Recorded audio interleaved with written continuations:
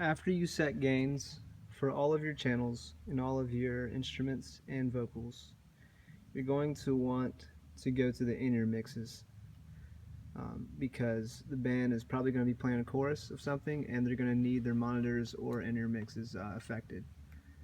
And so the way that you can get to a mix is through these boxes right here, these buttons. As you can see, it says mix or matrix, and there's actually 16 of them. And what a mix is something that we can throw these channels into. We can actually take the signal that we're getting here and put it into a mix. So for example, there's 7 in-ear packs, in-ear monitors that people use here at Pelham, and the worship leader always has pack 1. And if we double click to where everything highlights and it's flashing, it shows you which one is actually engaged. Whenever you do that, it pulls up his mix. And so this is what he's actually hearing in his in-ear monitors. So as you can see, there's kick and a couple of things different on the drum kit. There's bass, ambient mic's way up, his vocal mic is way up.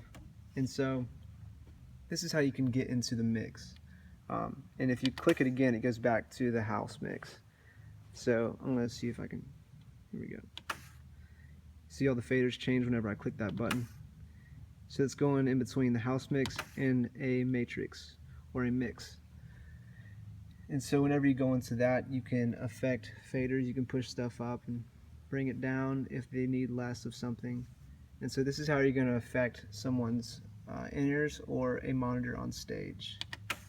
It's a pretty simple way, and actually on the home screen, whenever you're like in a different button, say this is highlighted and you need to go back to home, you can always hit this home button. Say we're in scene memory, you can always go back to this button and get you back out into this screen.